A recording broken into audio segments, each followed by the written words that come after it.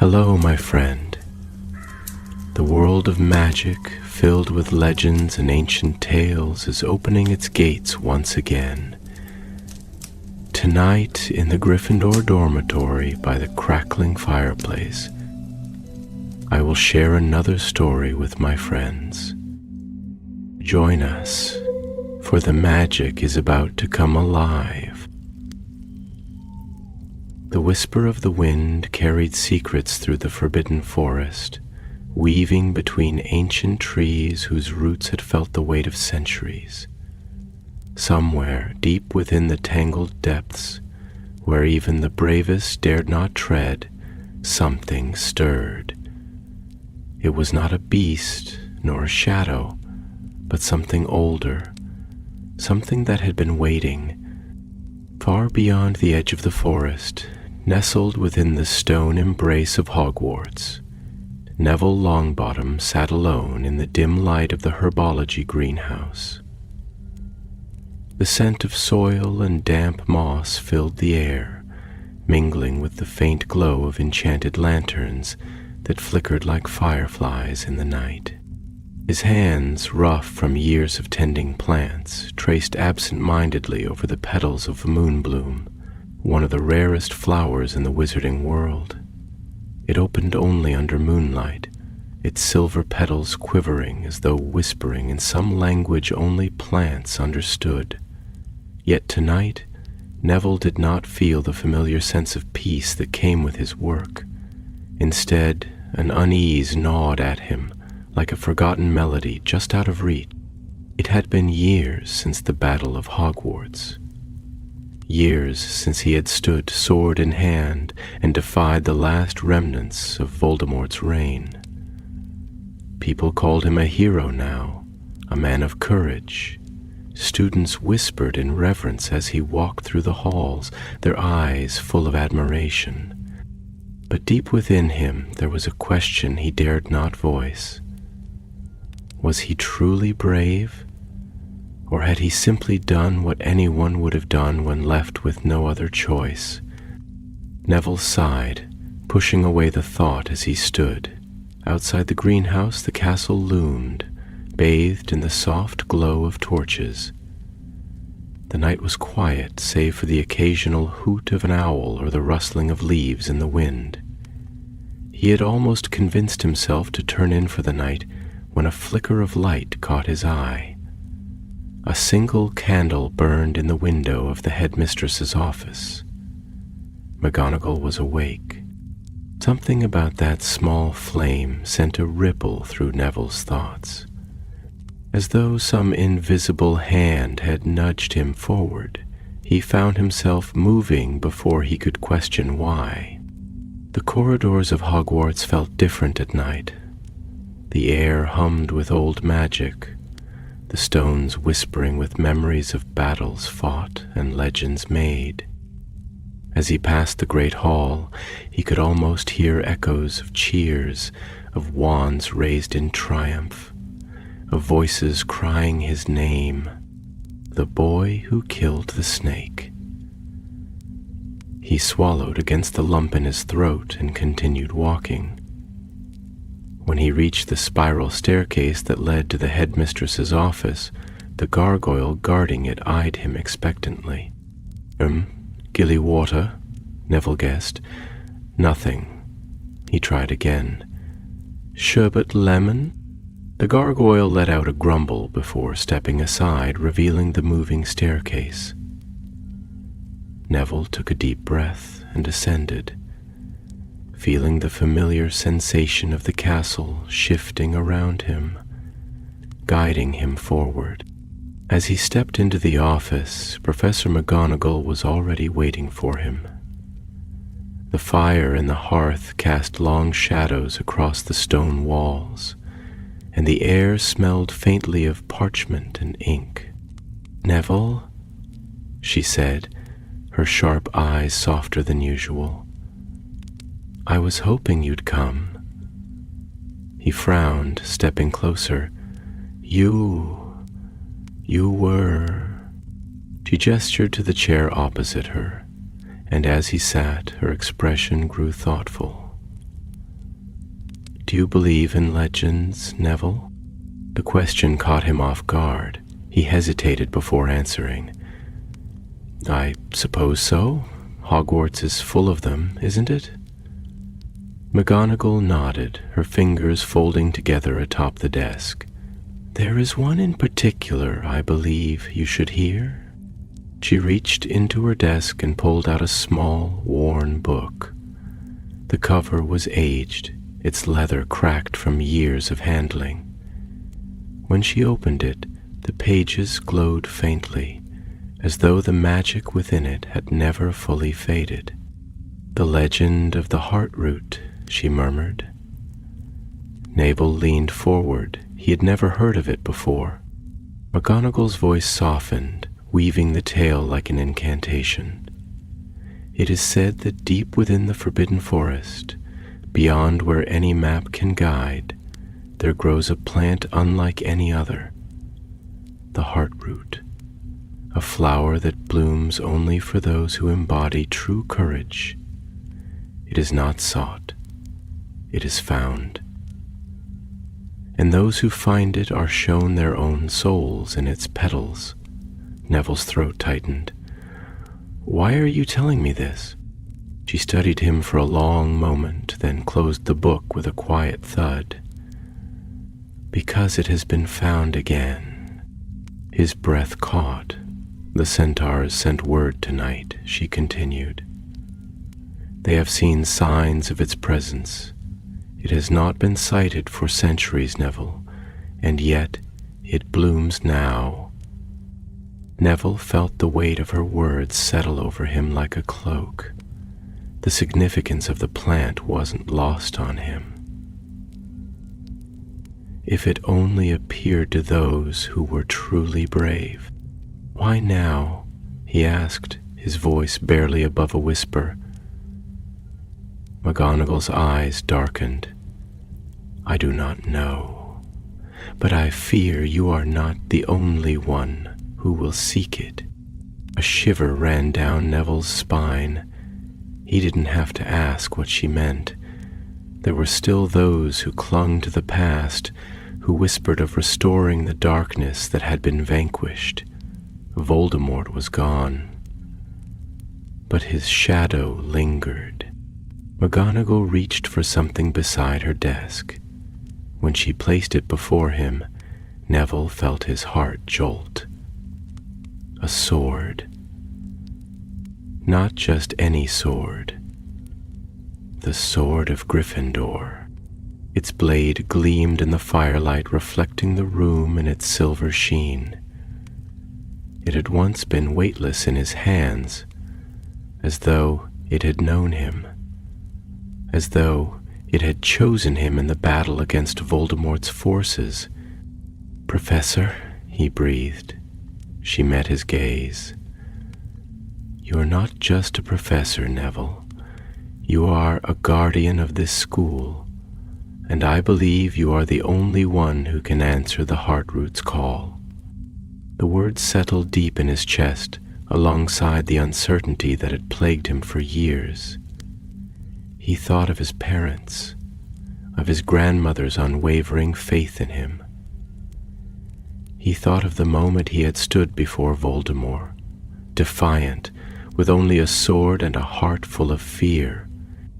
He had never sought to be a hero, but now the forest was calling, and, somewhere in its depths, something was waiting for him to prove once and for all whether he was truly worthy of the name Neville Longbottom. With a deep breath, he reached out and took the sword, and the journey began. The night pressed against the castle like an immense living thing, heavy, watchful, ancient. The wind curled around the towers of Hogwarts, whispering secrets through the stone corridors, as if the castle itself was exhaling a breath it had been holding for centuries. The stars shimmered above the forbidden forest, their cold silver glow barely penetrating the dense, tangled branches that stretched endlessly beneath them. Somewhere within that great expanse of darkness, something stirred. something unseen yet deeply felt, as though the earth itself had shifted in anticipation. Neville Longbottom stood before the headmistress's desk, his fingers tightening around the hilt of the sword of Gryffindor. The weight of it was familiar, yet strange. Like an old friend he had once relied upon but had not seen in years. The blade gleamed, untouched by time, its surface so polished that it seemed to capture and hold the flickering light of the fire, as though it had stolen a fragment of warmth from the world and refused to give it back. Professor McGonagall sat across from him, her face carved with the quiet lines of age and wisdom, though the firelight softened them, making her look, for a fleeting moment, almost gentle. She had always been a formidable presence, a pillar of unwavering strength, but there was something else in her expression tonight, something he could not quite name. Perhaps it was trust. Perhaps it was sorrow. Perhaps it was the quiet understanding of a woman who had lived long enough to know that history has a way of repeating itself, whether one wills it to or not. Neville exhaled slowly, his breath ghosting over the blade. "I can't pretend I don't feel afraid," he murmured, his voice subdued but steady, as though he were speaking more to the sword than to the woman before him. "I used to think fear was something to conquer, something to beat back like an opponent in battle. But the older I get, the more I realize it's never truly gone. It just changes its shape. When I was a boy, I was afraid of failing, afraid of being small, afraid of the way people looked at me like I was nothing but a shadow trailing behind heroes. And now I'm afraid of proving them right." McGonagall leaned forward slightly, the firelight catching in the fine silver strands of her hair. "And do you believe courage is the absence of fear, Mr. Longbottom?" Her voice was quiet, but it held the weight of a lifetime of knowing, of seeing the world's cruelties and kindnesses in equal measure. "Or do you think, perhaps, that it is the act of carrying on despite it?" Neville's grip on the sword tightened. He let her words settle into him, let them sink into the marrow of his bones, pressing against the fragile places where doubt had made its home. "I don't know," he admitted, his voice barely above a whisper. "I thought I did once. I thought standing against Voldemort, raising that sword, looking him in the eye as I severed the last piece of his power, that was courage. But after the war, after the dust settled and the dead were buried, I started to wonder if I had only been brave because I had no other choice.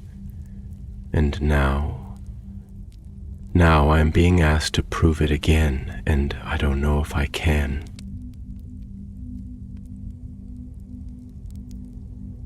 McGonagall studied him for a long moment, her gaze unreadable but not unkind.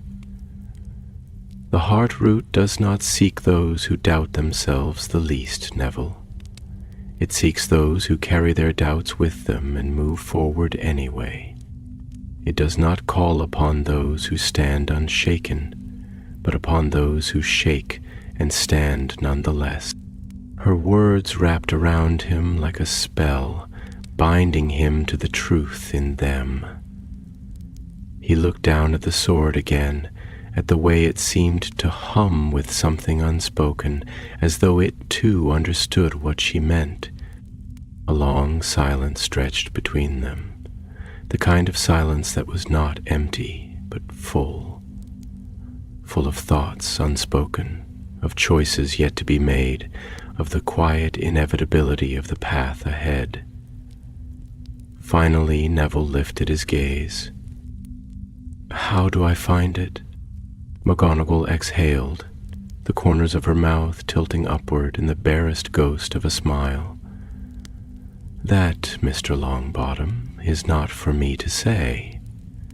But the centaurs have seen signs, and they will not guide you if they do not believe you worthy.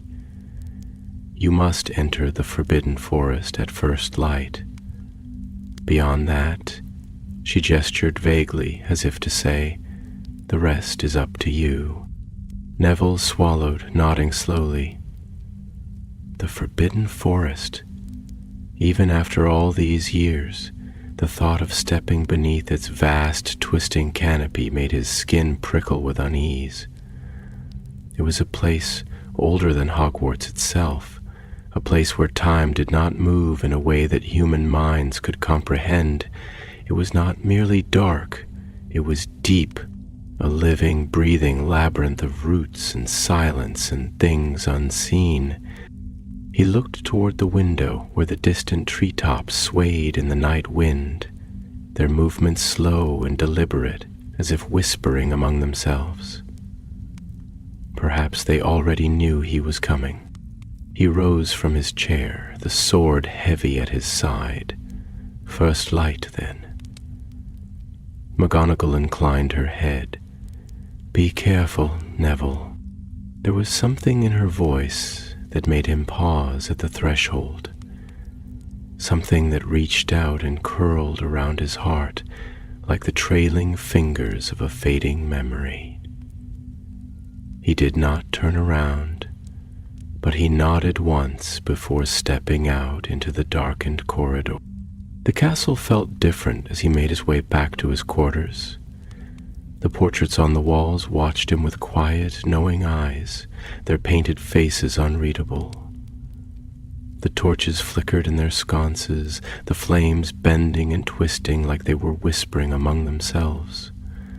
Even the stones beneath his feet seemed heavier, as though they had seen too much of history and now carried its weight in silence. When he reached his room, he placed the sword gently upon his desk and sat on the edge of his bed, rubbing a hand over his face. He did not sleep that night.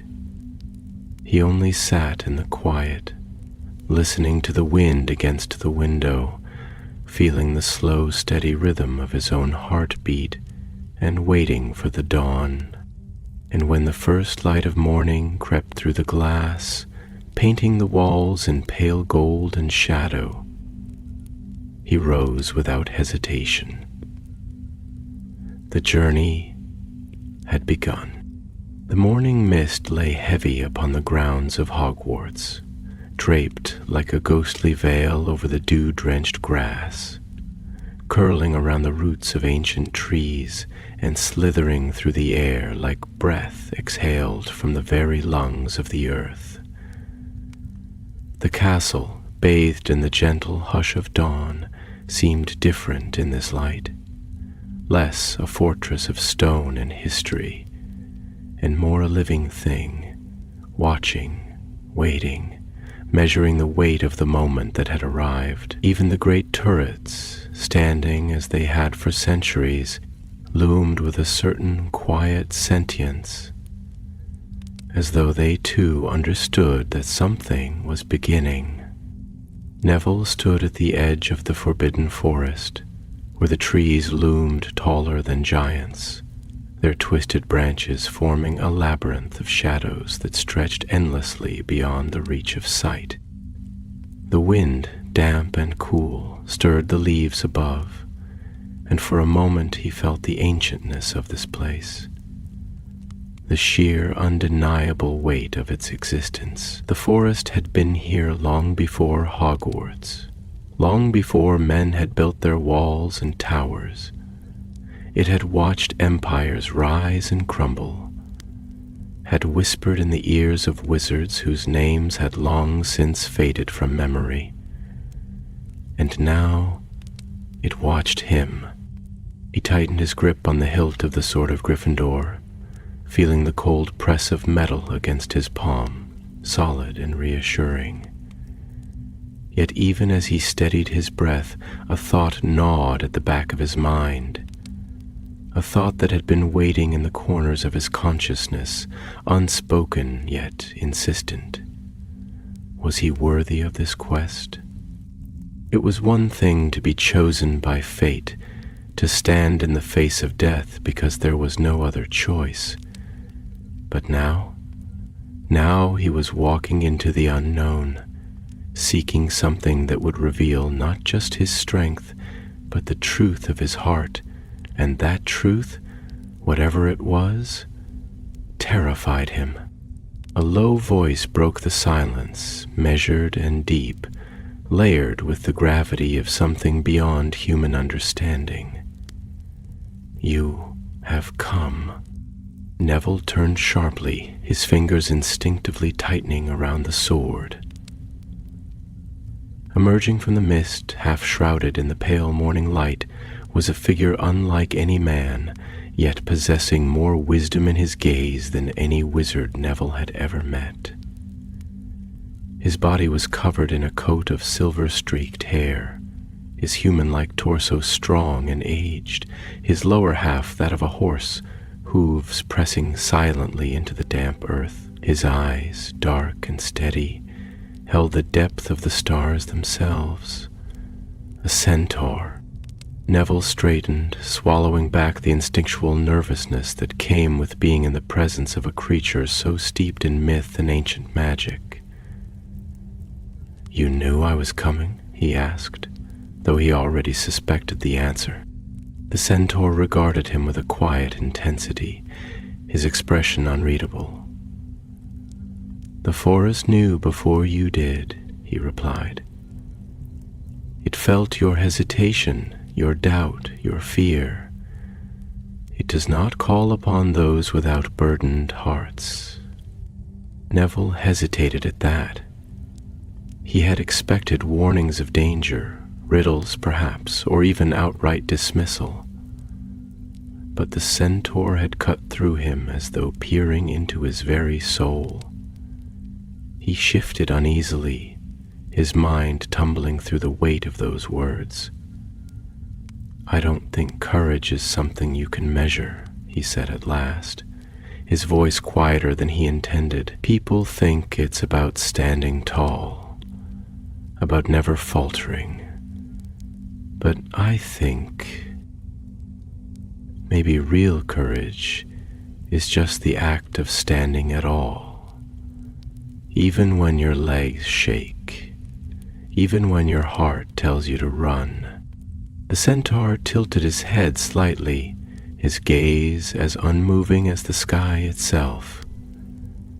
"And yet you do not turn back," he observed. "That is why the forest has allowed you this far." Neville exhaled, steadying himself. "What do I need to do?" The centaur lifted his gaze toward the towering trees that stretched endlessly beyond them. "The heartroot does not grow where it is sought," he said. "It appears where it is needed. You do not find it. It finds you." Neville frowned, his brow creasing. "Then how—" "You walk," the centaur interrupted. "You listen. You let the forest see you. Let it weigh your soul, your resolve. If it deems you worthy, the heartroot will reveal itself. If not, you will walk until the trees swallow you whole." The weight of those words settled upon Neville like a stone. There was no map, no destination, no set of steps to follow. He was stepping into something far greater than himself, something older and more untamed than any spell or incantation. He was not merely a man on a quest.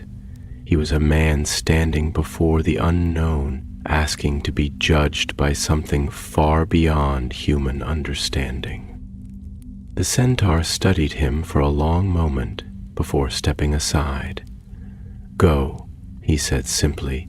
"If the forest wills it, you will return." The words sent a chill down Neville's spine, but he did not hesitate.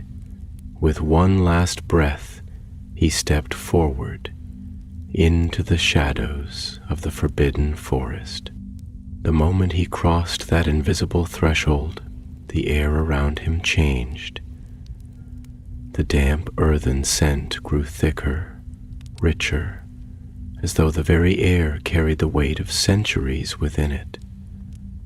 The trees, gnarled and vast, twisted toward the sky, their roots pushing through the soil like the veins of some great slumbering beast. Leaves rustled high above, but there was no wind to stir them, only the soft whisper of unseen things moving through the undergrowth, watching from the darkness, beyond the reach of human sight. Each step felt heavier than the last, as though the forest itself pressed against him, measuring his presence, deciding whether he belonged. There were no clear paths here, no trails worn into the dirt by previous travelers. The earth was soft beneath his boots, untouched, as if no one had ever set foot here before. The further he walked, the more he felt the weight of his own thoughts. Memories surfaced, memories of his childhood, of a boy who had once been too afraid to speak in class, too afraid to raise his wand, too afraid to be anything more than what others saw him as. He thought of his parents, of his mother's vacant eyes, of his father's trembling hands. He thought of the war, of the bodies, of the silence that followed the screams. He thought of the moment he had held the sword before Voldemort, of the way his heart had pounded in his chest, of the way his hands had trembled before he forced them to be still. Had that been courage, or had it been mere necessity? Had he been brave, or had he simply been afraid of what would happen if he did nothing? A sound broke through his thoughts, a rustling, deep and deliberate, as though the trees themselves had shifted. He stopped, his breath caught in his throat, and then, in the dim light ahead, something moved, a glimmer of silver, a breath of something old, something powerful. The forest had seen him, and it had answered. The world within the forbidden forest did not move at the pace of men.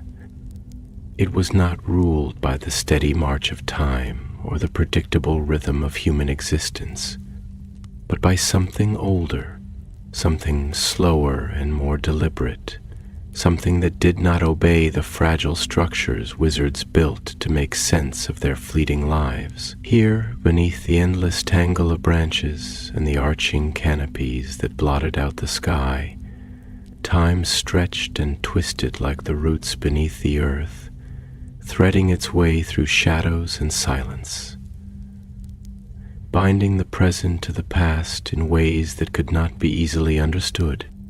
Neville moved carefully, his breath shallow, his senses reaching beyond what his eyes could see. The forest exhaled around him, the scent of damp bark and turned soil filling his lungs, the cool air thick with the whisper of unseen things shifting just beyond the reach of his vision. His boots pressed into the earth, sinking slightly, as if the land itself sought to hold him, to weigh him down, to remind him that he was a guest here and not a welcome one. The glimmer of silver he had glimpsed ahead had vanished as quickly as it had appeared, swallowed by the shifting dark, leaving nothing but the rustling of leaves that did not move with the wind. He had seen such things before, shadows where there should have been light, movements caught only at the edges of sight, flickers of something ancient passing through the spaces between trees, leaving no trace behind. The forbidden forest had always been a place of ghosts, not the kind that haunted Hogwarts, tethered to the echoes of their own tragedies, but something deeper, something more primal. Here the land itself seemed to remember, and those memories curled through the undergrowth like mist, pressing against his skin, whispering in his ear, testing the weight of his presence. And he felt that weight. He had felt it from the moment he had crossed into this place, from the moment the centaur had stepped aside and let him pass. He had known in the marrow of his bones that he was being judged not by a council of wizards nor by the laws of men, but by something far greater, something that had seen centuries rise and fall, something that did not care for names or titles or the weight of legends. He swallowed, his fingers flexing around the hilt of the sword at his side, though he knew the blade would do little good here. A sound broke the stillness.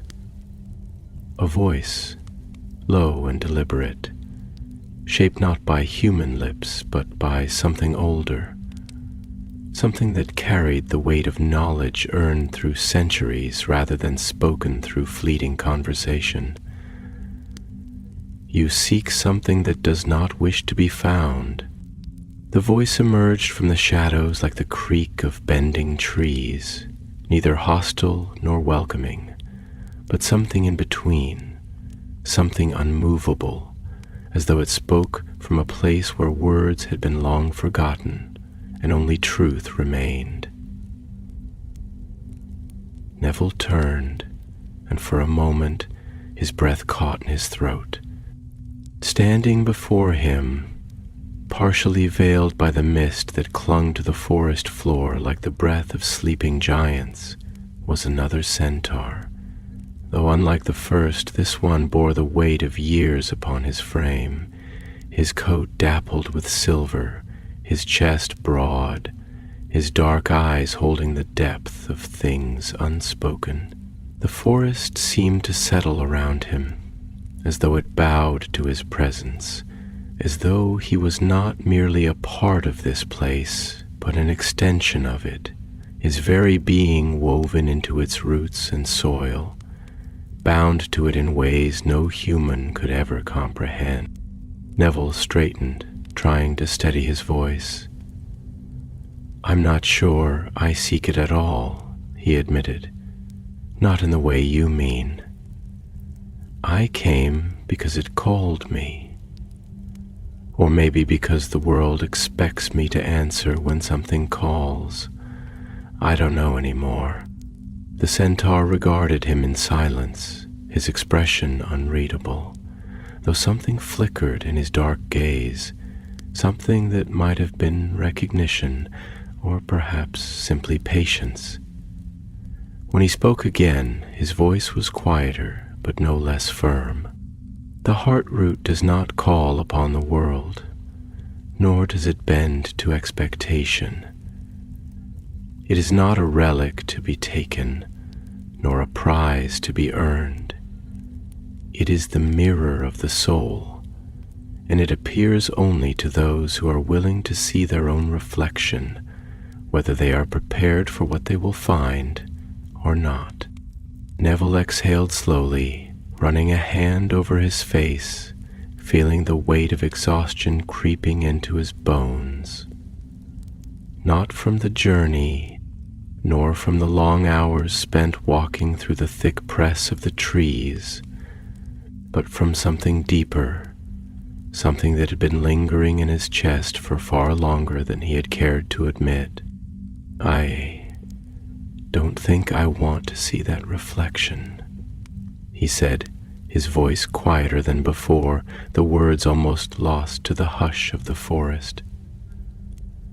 "I spent my whole life trying to be brave, trying to prove that I was worth something, but what if all I find is doubt?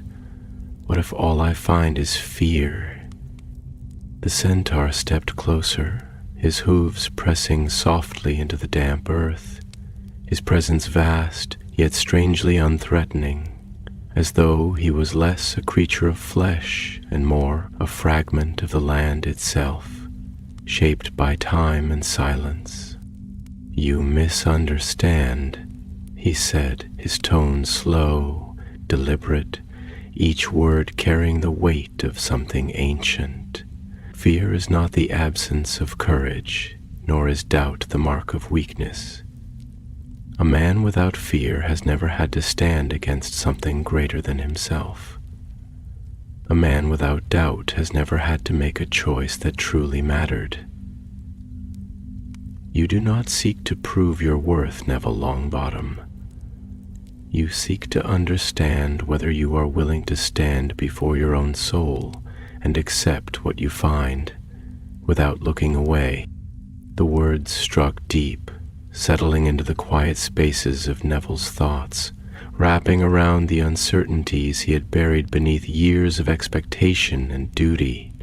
He had never truly stopped to question himself, not like this. The war had been a whirlwind, a storm that had left him no time to think, only to act, only to fight. And after it was over, he had done what everyone had expected. He had moved forward, he had built something, he had tried to become the man the world believed him to be. But had he ever truly seen himself? He looked down at his hands, at the calloused fingers, the dirt beneath his nails from years spent in the greenhouses, tending to things that grew without hesitation, without question. Plants did not wonder if they were meant to bloom, they simply did. And yet here he stood, a man who had held a sword before the face of death, a man who had defied darkness, and he still did not know if he had been brave or simply afraid of being nothing at all. The centaur watched him for a long moment before stepping back into the mist, his form dissolving into the pale light like a whisper fading into the wind.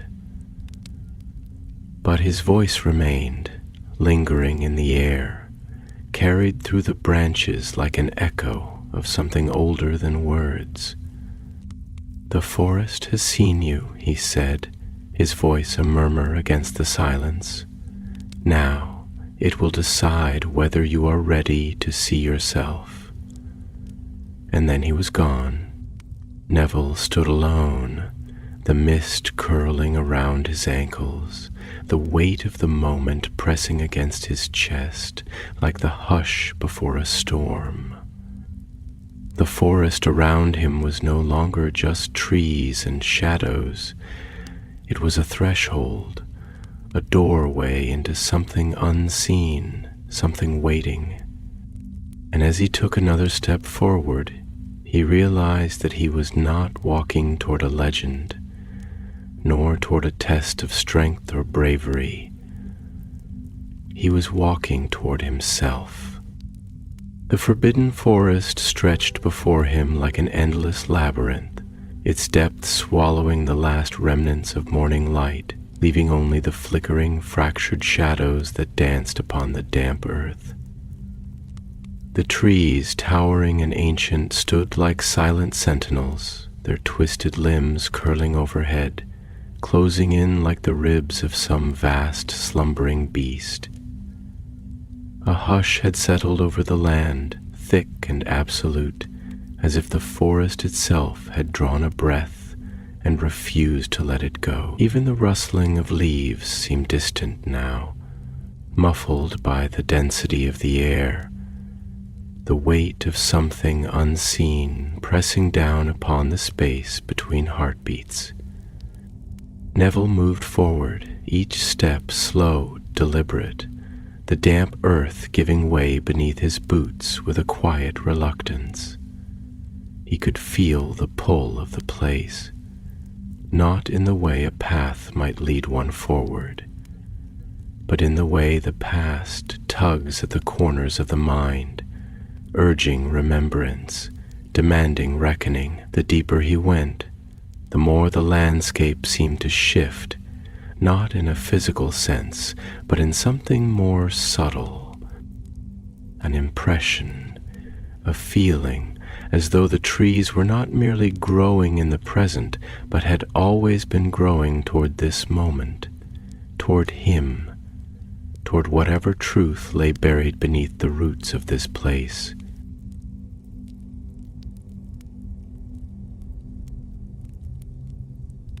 He thought of what the centaur had said, the weight of those words settling over him like a second skin, clinging inescapable. The heart root is the mirror of the soul. A reflection, then, not a thing to be taken, but a thing to be understood. And yet the thought unsettled him, because what if he did not like what he saw?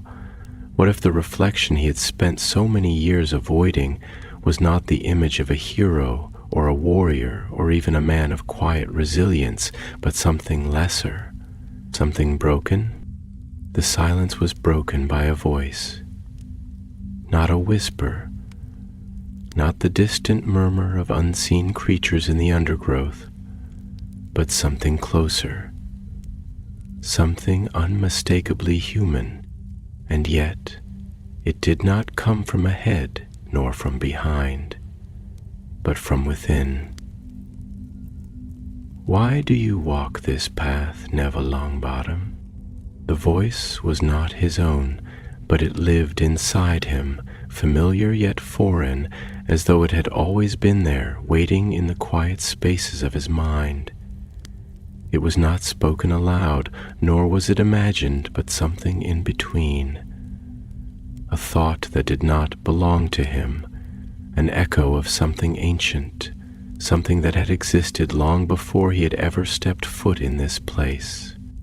Neville halted, his breath shallow, his fingers tightening around the hilt of his sword. He did not answer at first, because how did one answer a voice that came from nowhere, from everywhere? But the forest did not move, did not press forward, did not demand anything of him except the truth. "I don't know," he admitted at last, his voice barely above a whisper, the weight of the confession settling into the hollows of his chest. "Maybe I thought I would find something here. Maybe I thought I would find myself." A pause. Then the voice again, softer this time, slower, as though considering the shape of his words. "And what is it you expect to find?" He exhaled, shaking his head, his free hand coming up to press against his temple, as if he could physically steady the storm inside his mind. I don't know. Maybe that's the problem. People look at me and they see courage. They see a man who stood against the Dark Lord, a man who defied death, who lifted a sword and ended the last piece of Voldemort's power. But I don't feel like that person. I don't wake up every day feeling like I'm a hero. I wake up feeling like I was just lucky. Like I was just in the right place at the right time, and now I spend my days trying to live up to something that maybe I never truly was. The words hung in the air, and the forest absorbed them without judgment, without argument. It simply listened, the way the earth listens to the roots that burrow deep beneath its surface, holding secrets in silence. And if the heart root reveals that you are not what they believe you to be, if it shows you that you are not a hero, not a warrior, not the man the world has placed upon its pedestal, what then? Neville let out a slow breath, his throat tightening around the truth he did not want to say. Then, I don't know who I am. The silence stretched longer this time, and in its absence the forest seemed to shift around him, not physically, but perceptibly, the trees leaning in, the light thinning, as though the very essence of the place was turning inward, drawing breath, waiting. The weight of a legend is a heavy burden, Neville Longbottom. The voice said, softer now, almost kind. It is not meant to be carried by those who do not choose it. It is a thing given by others, placed upon shoulders that never asked for it. But a name, a legacy, a title, These things are not truth.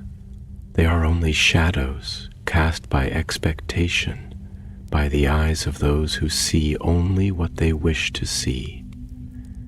If you are afraid of being something less than they believe, then you must ask yourself. Neville swallowed, his hands tightening into fists at his sides, his nails pressing into his palm, grounding him, reminding him that he was here, that he was real, that he was not just some specter of expectation, but a man, breathing, living, feeling.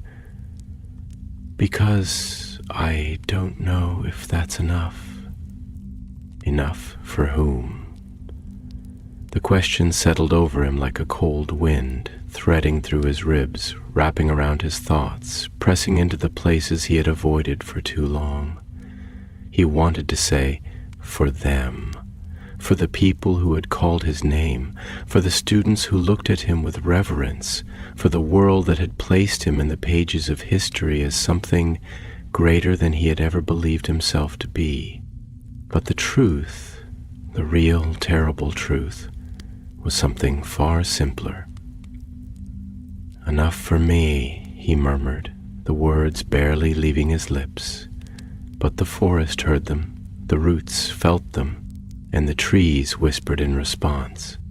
The air shifted then, the hush breaking, the silence not dissipating but changing, becoming something else, something that pulsed beneath his skin, something alive. And then, before him, the mist curled and parted, and in the space beyond, something bloomed. It was small at first, just a flicker of silver against the dark soil, delicate and unassuming. But as he stepped forward, it grew, unfurling as though stretching toward the light, petals opening in slow, deliberate motion, revealing a glow that was not of this world.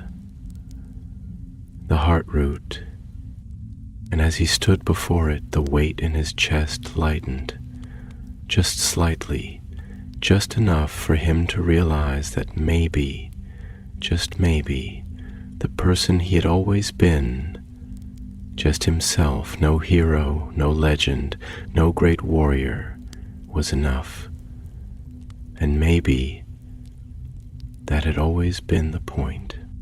The glow of the heart root pulsed gently in the stillness of the forest, its light neither harsh nor blinding, but something softer, something that did not demand attention, but instead invited it, like the quiet call of a candle in a darkened room. It was not the brilliant, searing radiance of a phoenix's flame, nor the ominous, foreboding gleam of cursed magic.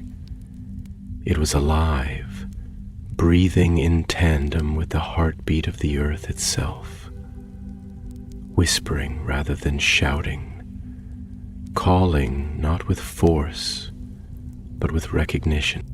Neville stood motionless before it, his breath shallow, his mind caught between the weight of the moment and the fear that, if he moved too quickly, if he so much as exhaled the wrong way, the vision before him would vanish like mist at dawn, as though it had never truly existed. The silver petals, lined with faint veins of iridescence, curled upward, reaching toward something unseen, shimmering in a way that did not reflect light, but instead seemed to contain it, as though it carried within its fragile form a piece of the moon itself. And yet, for all its beauty, for all its quiet majesty, it did not fill him with triumph. It did not bring with it a rush of accomplishment, did not flood his chest with the victorious satisfaction of a prize earned. Instead, what settled over him was something much more profound, much heavier, much quieter, a feeling like standing at the edge of a vast ocean and realizing all at once just how small you were in comparison to the endless shifting tides. Slowly, almost hesitantly, Neville knelt before it, his knees pressing into the damp soil, his hands resting on his thighs, as though bowing not in submission, but in acknowledgement. And now you see. The voice did not startle him this time, for he had begun to understand that it was not something outside of him, not some entity watching from the depths of the forest, but rather something within him, something that had been there for years, waiting for him to be still enough to hear it. Neville swallowed, his throat tight, his fingers clenching reflexively, before relaxing once more. "I don't know what I'm supposed to do," he admitted, his voice barely above a whisper, though he knew, somehow, that it would be heard. I thought I was meant to find it, that it would prove something, that it would show me something about myself I hadn't seen before, but now that I'm here, now that I'm looking at it, I don't feel like I've won anything. I don't feel like I deserve it. I just feel..." He hesitated, searching for the right words, searching for something that could properly convey the tangled knot of emotion twisting inside his chest. You feel as though you have been searching for something you cannot name, and now that you have found it, you do not know whether you truly wanted to find it at all. Neville exhaled sharply, the words striking deeper than he cared to admit, because that was the truth of it, wasn't it? He had spent so much of his life walking toward something, toward a version of himself that he hoped was real, toward a destiny that had been handed to him by the world, toward the expectations that had been woven into his name ever since the day he had stood, trembling but unbroken, before the dark Lord and defied him. But now, in this moment, sitting in the presence of something ancient, something that did not see him as a hero or a legend or even as the boy who once wielded a sword, but simply as a man, as a soul standing bare before the weight of his own truth. Now, he realized that he had not truly been searching for the heart root at all. He had been searching for himself, and the thought terrified him. "What if I don't like what I find?" he murmured, not expecting an answer, because how could there be one? How could anything reassure him of something so uncertain? "Then you will be like every other soul that has ever walked this earth." The response was not comforting, nor was it cruel. It was simply truth, and perhaps that, in itself, was its own form of solace. Neville closed his eyes for a moment, inhaling deeply, feeling the weight of the damp earth beneath him, the pulse of the forest around him, the quiet hum of the living world that existed beyond the names men gave to things, beyond the battles and the legends and the need for meaning in places where perhaps there was none.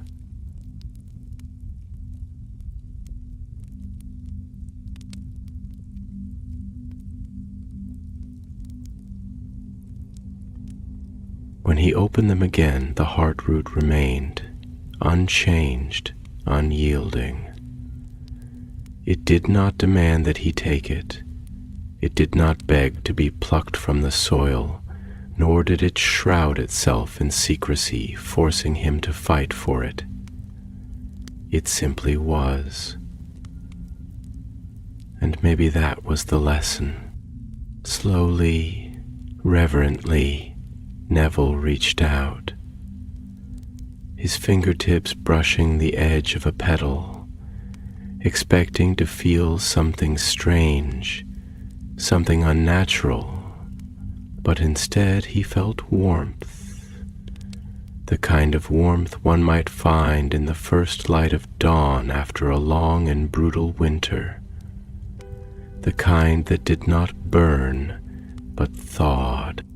And in that moment a thought settled into him, quiet but undeniable, threading its way through his ribs and into the very core of his being. Courage was not in the act of winning. It was not in proving oneself worthy. It was not in lifting a sword or slaying a beast or walking into the jaws of death without fear. Courage was simply in standing before oneself, in looking into the depths of one's own soul and not turning away. The realization was not grand. It was not thunder in the sky, nor the crackling of magic, nor the rush of an epiphany shouted from the heavens. It was quiet, a single ripple upon a still lake, small but inevitable. And perhaps, he thought, that was the only kind of revelation that ever truly mattered.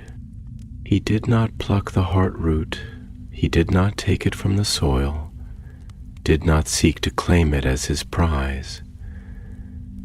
Instead, he simply knelt there a while longer, feeling the weight of the moment, allowing it to settle into him like roots sinking into the earth. And then, slowly, he rose. The forest did not resist him as he turned to leave. The trees did not bar his path, nor did the mist curl tighter around his ankles, nor did the voice speak again. It had said what it needed to say, and he had heard. As he stepped away, as the shadows swallowed the glow behind him, as the forest exhaled and allowed him passage, Neville understood something he had not before. He had not been seeking the heart root, and he had not needed to find it. The walk back through the forbidden forest was not the same as the journey in. The path, though physically unchanged, no longer pressed upon him with the same weight, no longer twisted and stretched in the way that had made it feel like an endless living maze. The trees, their roots tangled deep beneath the forest floor, no longer loomed as though waiting for him to prove himself worthy of their shadows. There was no challenge in them now, no judgment. The very air which had once felt thick with the expectancy of something unseen had lightened, not in substance, but in meaning. The great, ancient presence of the forest had accepted him. Neville felt the change as much as he understood it. He had not won a battle here, nor had he overcome some great force of darkness. He had not fought at all, not in the way the world often measured combat. No sword had been raised, no enemies had been bested, no blood had been spilled, but he had stood before something greater than himself, something not bound by time or by human notions of worth, and he had allowed himself to be seen. That, perhaps, was the most difficult battle of all. The mist still curled at his feet, thick as breath upon a winter morning, but it no longer sought to obscure his way. The trees still stretched high above, their canopies swallowing the sky, but they no longer closed in with the same suffocating intensity.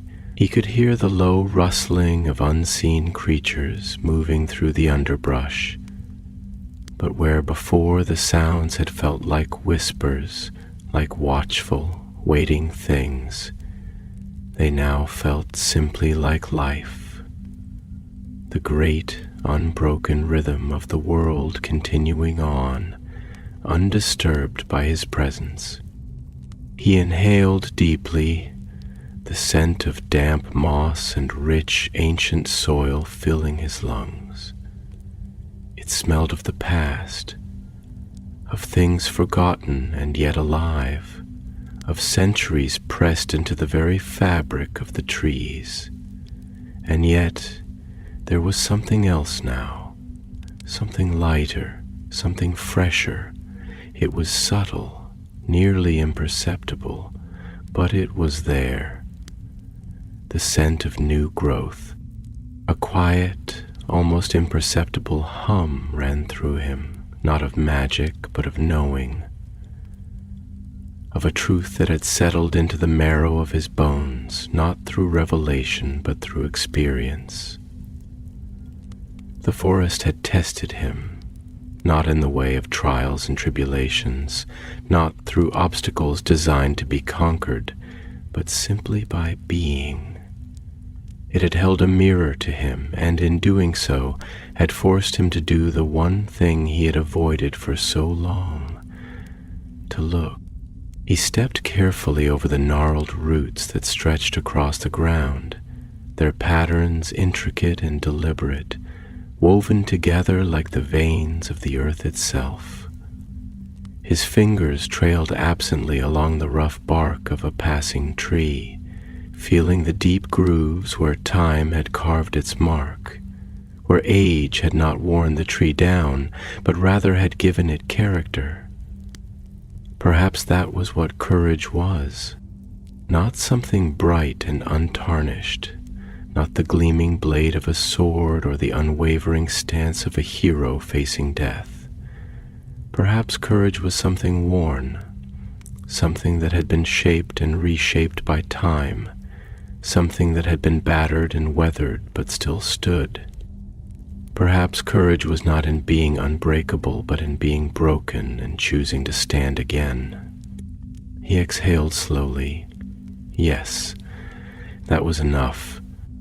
A shadow shifted ahead, and Neville instinctively slowed, his hand brushing the hilt of his sword before he caught himself, before he remembered that there was no need.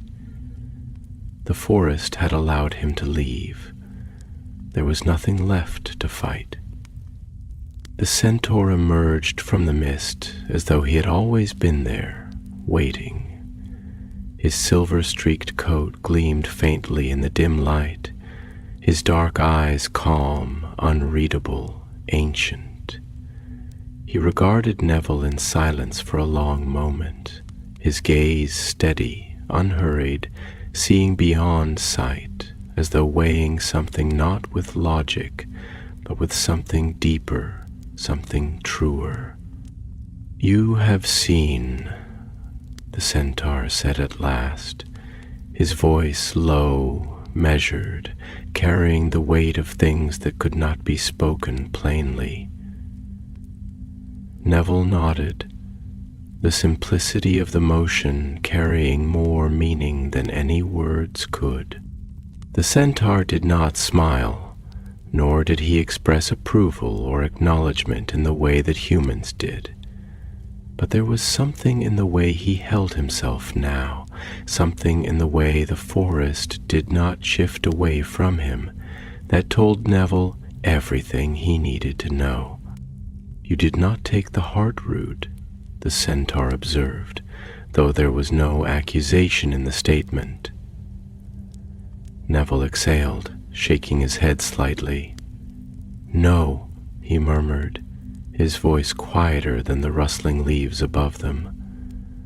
"I don't think it was ever meant to be taken. It wasn't a test. It wasn't a prize. It was a question." The centaur tilted his head slightly, his gaze sharp, knowing. "And did you find your answer?" Neville hesitated, not because he doubted, but because he wanted to choose the right words, wanted to express what had settled inside him, not as something learned, but as something remembered, as though it had always been there, waiting for him to be still enough to hear it. I think, he began, his voice thoughtful, slow, carrying the weight of careful reflection, that I spent too long trying to prove something to the world, trying to prove that I was more than what people thought I was, trying to prove that I deserved the name I had been given. I thought courage was something you showed people, something you demonstrated, something that had to be recognized by others in order to be real. He exhaled, shaking his head slightly. But I think maybe courage isn't about proving anything at all. Maybe it's just being. Maybe it's standing in front of yourself with all the things you fear, all the things you doubt, and choosing to keep moving forward anyway. Even when no one is watching, even when there's no one left to call your name. The centaur studied him for a long moment, the silence between them stretching, settling, solidifying into something tangible, something understood. Then, slowly, he inclined his head, the closest thing to an acknowledgement that Neville suspected he would ever receive. The forest does not give its answers lightly, the centaur said, his voice quieter now, the weight of finality in his words. And yet, you have been given yours. Neville let out a slow breath, feeling the tension that had lived in his shoulders for so many years begin to ease. Not completely, not all at once, but enough. Yes, that was enough. Without another word, the centaur turned, moving back into the mist, his form vanishing into the shifting shadows, his presence lingering only in the faint imprint of hooves against the damp earth.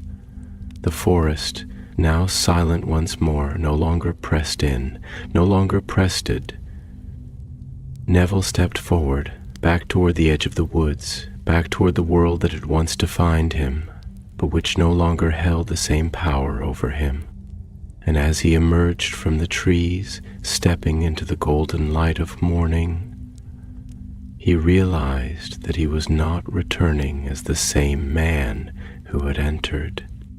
He was not leaving with a trophy, nor with proof of his worthiness, nor with a legend to add to his name. He was leaving with something far greater.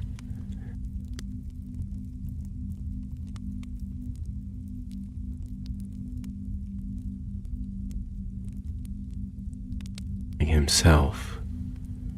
The castle rose before him like a great, silent monument, its stone walls touched by the first light of dawn, casting long shadows across the dewy grass. The towers stretched toward the heavens, their ancient spires standing like the watchful eyes of history itself, bearing witness to every soul who had ever walked these grounds, to every choice made, to every triumph and sorrow that had ever unfolded within its walls. There was a stillness to it in this early hour, a kind of sacred quiet that did not belong to sleep but to something deeper, something contemplative. The hush of a place that had seen too much to be disturbed by mere human footsteps. Neville paused at the edge of the grounds, his fingers grazing the fabric of his robes, as if anchoring himself to the present, to the reality of his own existence after all that had transpired within the forest. The weight of his journey was not something physical, not something that could be measured by aching limbs or weary muscles, but something else entirely, an exhaustion that lived beneath the surface, woven into the very essence of his being. He felt as though he had walked through time itself, through the corridors of his own soul, unearthing things that had long been buried, things he had not wanted to name.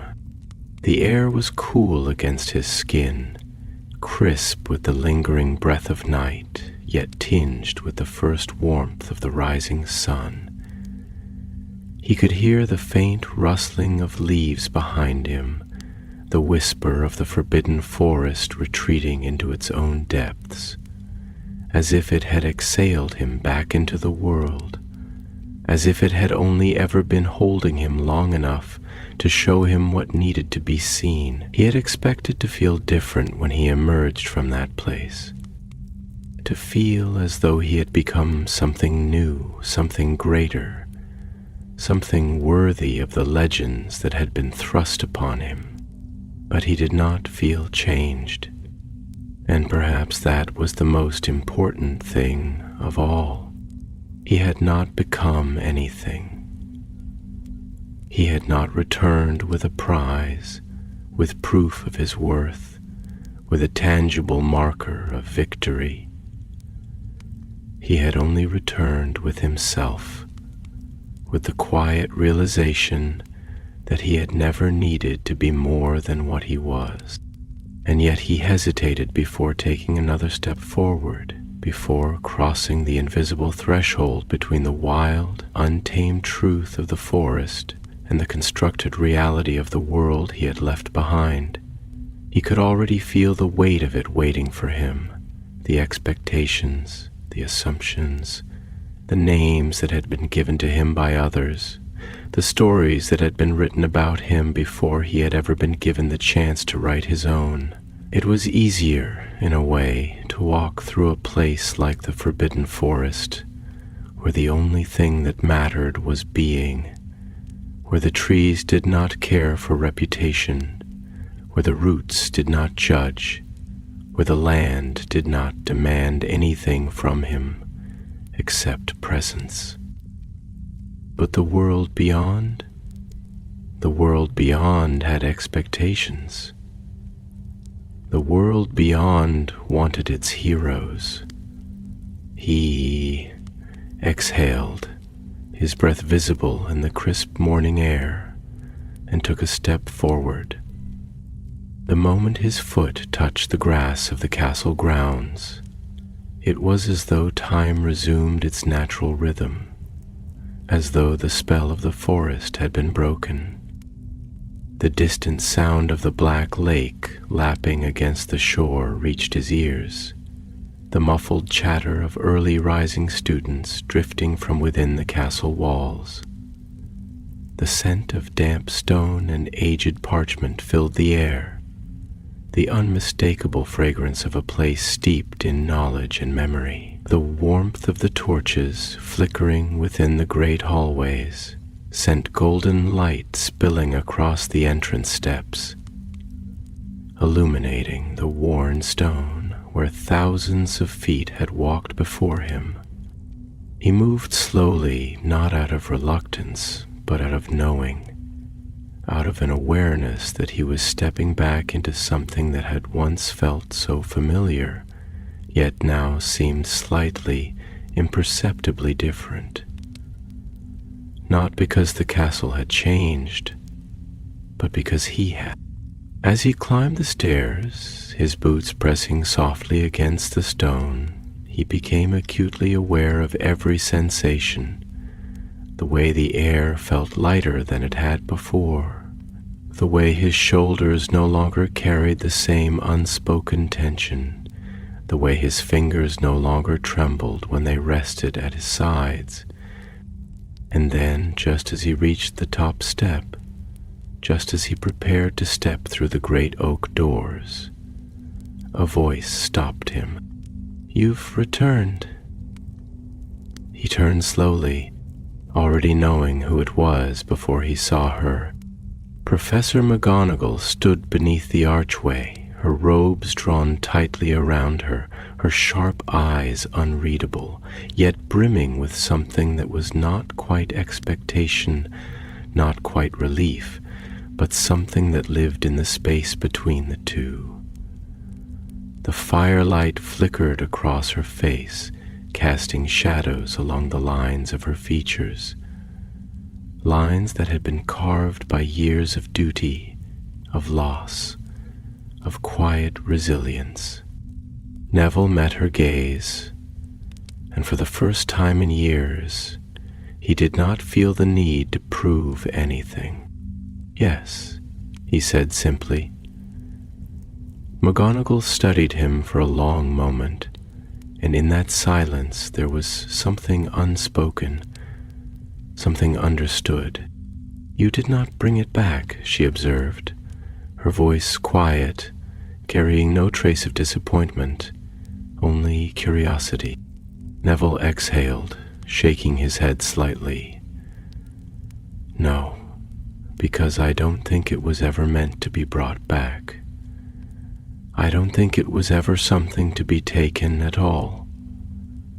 He hesitated, considering his next words carefully, wanting to give voice to something that had settled deep inside him, something that had reshaped the way he saw himself. "I went looking for something. Not the heart root, not really. I think I went looking for proof. Proof that I was what people thought I was. Proof that I deserved to be called brave. But the truth is, the heart root didn't need me to prove anything. It didn't ask me to fight for it, didn't ask me to earn it. It only asked me to see." McGonagall nodded slowly, her gaze never leaving his, as if measuring the weight of his words, as if deciding whether to push for more or to let silence hold what could not be spoken.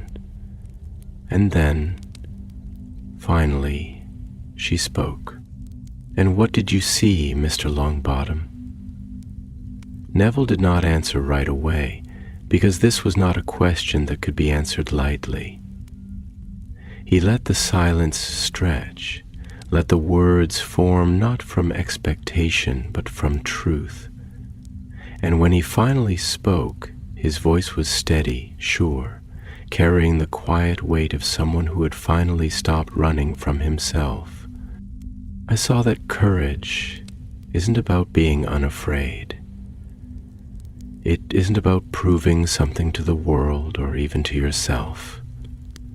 It's about standing in front of your own reflection and choosing not to look away. It's about knowing that you are enough, even when no one is there to tell you so." McGonagall held his gaze for a moment longer, and then, slowly, something shifted in her expression. Not quite a smile, but something softer, something that lived in the corners of her eyes, something that did not need words. "Then it seems," she murmured, "that the forest has taught you well." Neville let out a slow breath, feeling for the first time in a long time that he was standing on solid ground. Not because the world had given him its approval, not because history had named him worthy, but because he had decided that he was, and perhaps he thought that was all the courage he would ever need. The corridors of Hogwarts stretched before him like veins of memory woven through stone, each step he took resonating through time, echoing against walls that had heard the laughter of children, the whispers of secret lovers, the cries of the wounded, the silence of the fallen. The air within the castle carried the scent of parchment and candle wax, of aged wood and damp stone, of ink bleeding into time-worn pages, familiar, comforting, yet somehow different now, as though the very essence of the place had shifted in subtle ways since he had last walked these halls, with the weight of an unanswered question pressing against his chest. Neville moved with a quiet certainty now, not with the hurried steps of a man seeking direction, nor with the hesitant tread of someone unsure of where they belonged, but with the slow, deliberate pace of one who had learned to exist without needing to prove himself to the space around him. The castle did not press upon him as it once had, did not feel like a place of expectations, of gazes that measured and compared and decided what he ought to be. Instead, it was simply home, the way the roots of a tree recognize the soil they have grown in, not because they seek validation, but because they know, in the quiet places beneath the earth, that they belong. He walked past the great hall, where the long wooden tables stood empty now, their surfaces still bearing the faint etchings of generations of students who had carved their names, their initials, their thoughts into the wood, as if leaving behind fragments of themselves. The enchanted ceiling above was painted with the soft hues of morning, the first traces of gold bleeding into the deep blue of retreating night, stars fading into memory just as the echoes of their light still lingered. He could hear the distant clatter of house elves preparing breakfast in the kitchens below, the rhythmic hum of a world waking up, of life continuing as it always did, oblivious to the quiet revolutions taking place within the hearts of those who walked through it.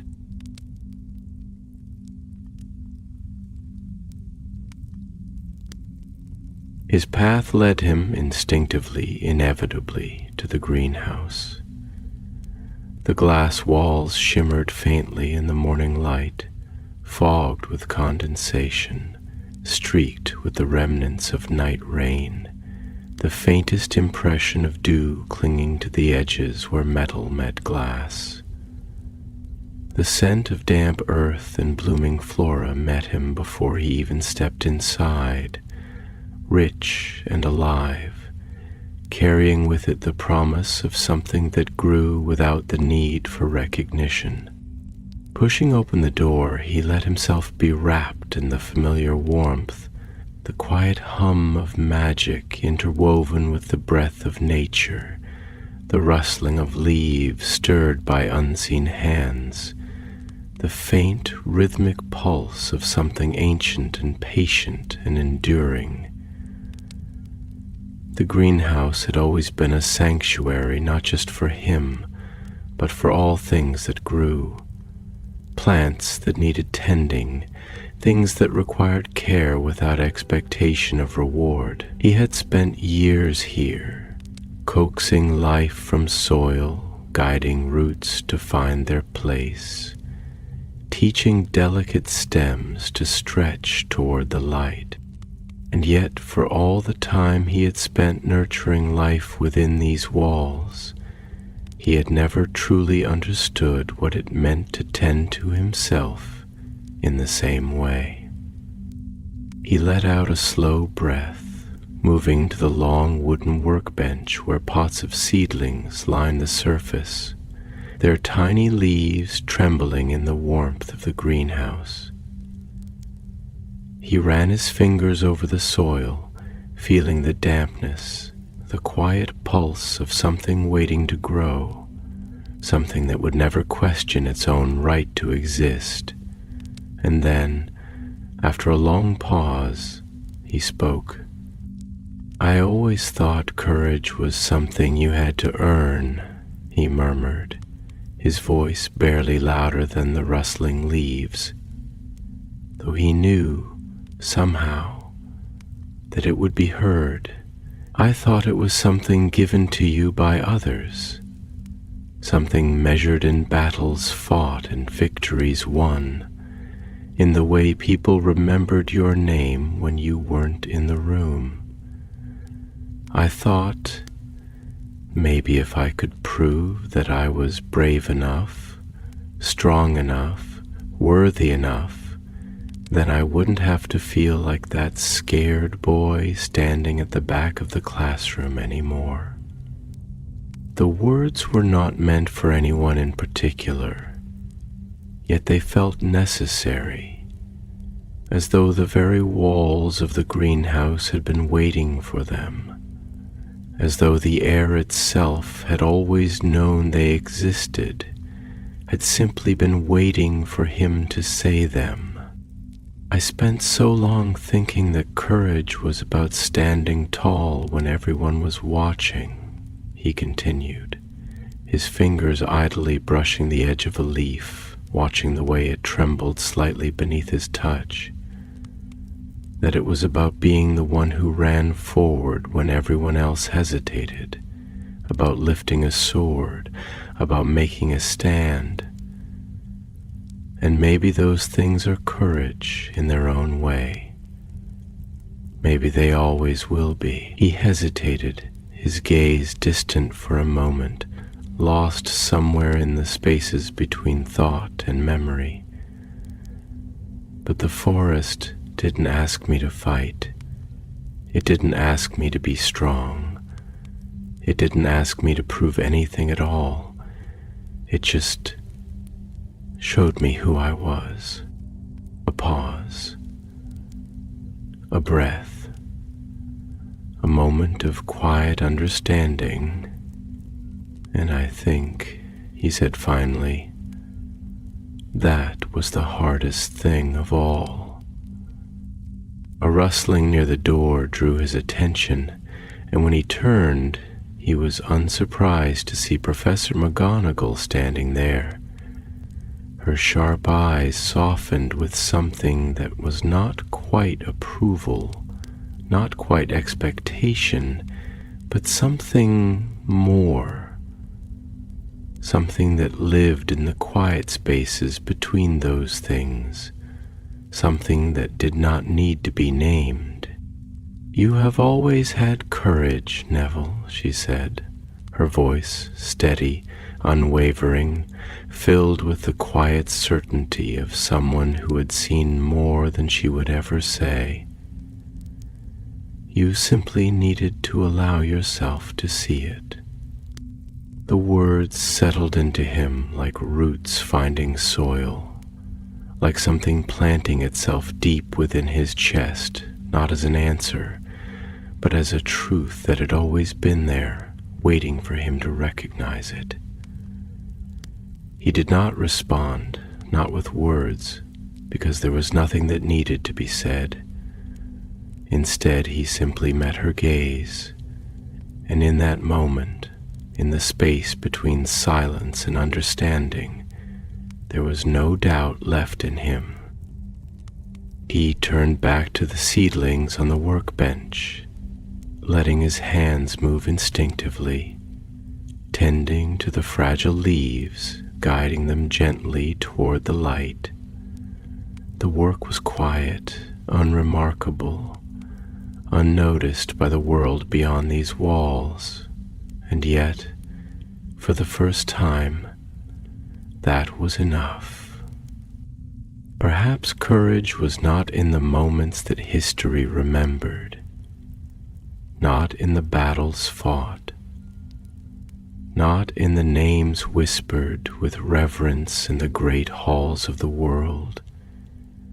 Perhaps it was not in the swords raised, nor the enemies vanquished. Perhaps courage was simply this, the quiet work of growing, of choosing every day to continue, of knowing, without needing the world to tell you, that you are enough.